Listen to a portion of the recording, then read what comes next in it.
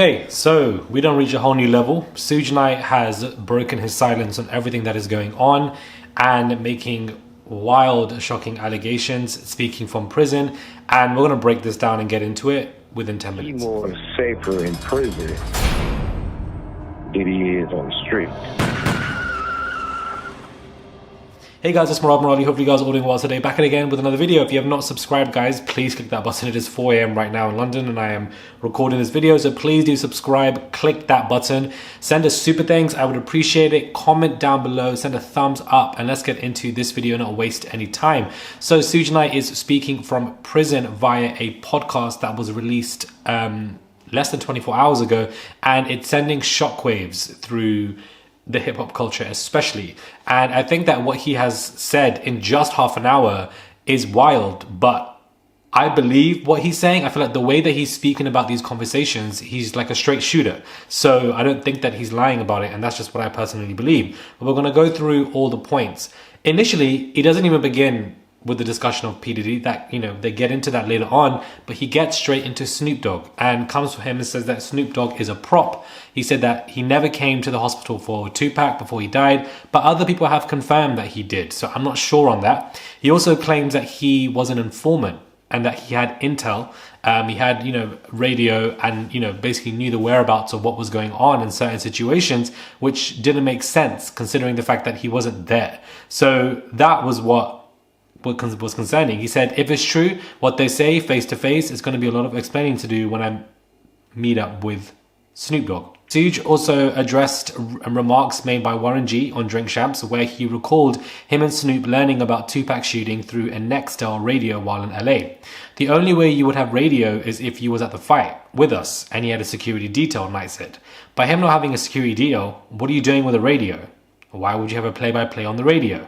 So of course, wild allegations saying that Snoop Dogg is fake, a prop, and he was basically in on it. So that in itself is quite wild to see. And he said that he was disappointed because Pac really put him on and made sure he was on the right tracks. He also said that P. Diddy benefited from Biggie's death. When Biggie died, Puffy picked up the microphone, but I picked up the pieces, is exactly what he says.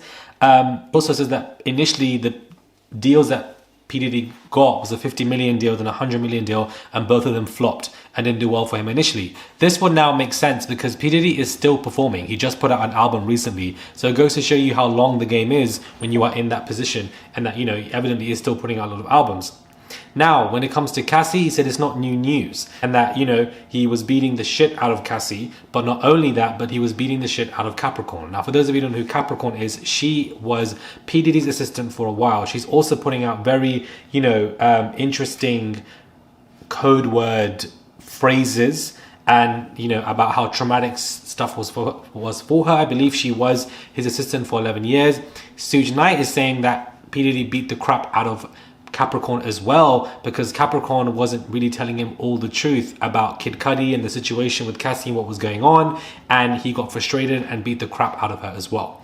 He said that Cassie is very smart. He believes that she didn't go all the way in on her lawsuit and only mentioned it briefly, and that these male sex workers weren't just effing with Cassie, they were also being used on P. Diddy. P. Diddy was, getting fucked by them and etc. and just enjoying them in that kind of nature. Now, this would corroborate what Gene Deal was saying when he came out himself recently again and said that, they weren't just for Cassie, these workers, he was also using them for himself.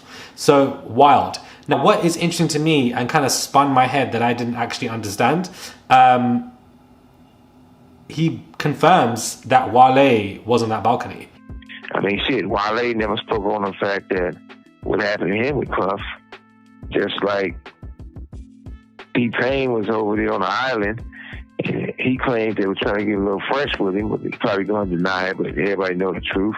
And Wale obviously has come out to deny it, but he said that, Wale was involved in XYZ with Diddy, but of course Wale's, going to deny it. So that in itself shocks me, but that corroborates that man's story. But of course Wale's going to come out and deny stuff. Not only that, but he also said that P. Diddy came for T-Pain as well. And there was a story, I believe, of T-Pain being stuck on an island, and that T-Pain ain't going to admit it, but that, he came for T-Pain. It just goes to show you what this man is capable of. He goes on to say that he'll never get charged or go to prison. He makes too much money. Now, when it comes to Interscope, he said Interscope people paid Capricorn to settle to avoid him going to jail. So that is how much linked. I don't know if he meant Cassie or Capricorn in that moment, so apologies for that confusion, but it just goes to show you how deep this shit runs. He knows the mayors, he knows the record label people quite deeply. He probably has good relations with the police. I think that he's heavily involved in some kind of mafia network, which prevents him from going to jail because of the amount of money that he has. And that is what Suge is saying, that he doesn't see P. Diddy ever going to jail. He did say that if P. Diddy comes to jail, you're going to be in my cell, you ain't going to give me head, but I'm going to make you clean the toilets. Obviously laughing and joking, but he believes that P. Diddy will never go to jail because of the amount of money that he has. I think that anybody can be brought down regardless of your wealth, because everybody works for somebody. There are people above Diddy. And if he becomes too much of a liability, they might just toss him to the side, which potentially could happen. But are you a liability if you're still making a lot of money for them? Probably not. So it's all about money, guys. Money is more valuable than anything on this planet. We already know how it works. So it's very interesting that he's just come through with all of this. He basically was saying that Cassie was extremely smart with the way that she did stuff, that apparently she was going to come out with something, but instead, came through with the lawsuit. I think her smartness was taught by Kim Porter, and, they had a conversation. She learned how to do things. I think that's why she released that lawsuit a day after Kim's passing in 2018 to 2023 in November as a kind of message towards her. We've discussed that as well.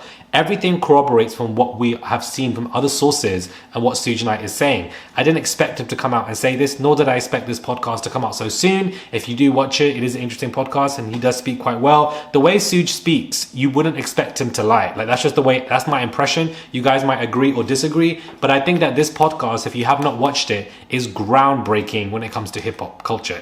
Significantly, especially for those who are in the 80s and 90s, grew up in that era. They're really going to understand this podcast much better than somebody like me who, was born in the late 90s, grew up in the early 2000s. I'm not really going to understand it as much as those who are older than me, my elders.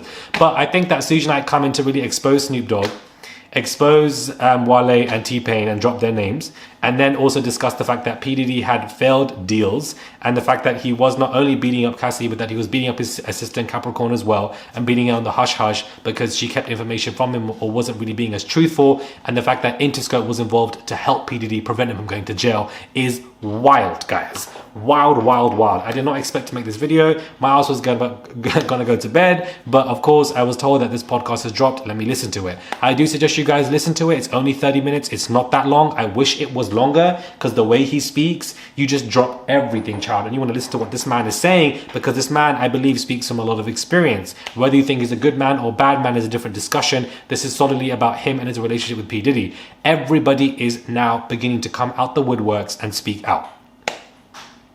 You have these lawsuits. You have Cassie.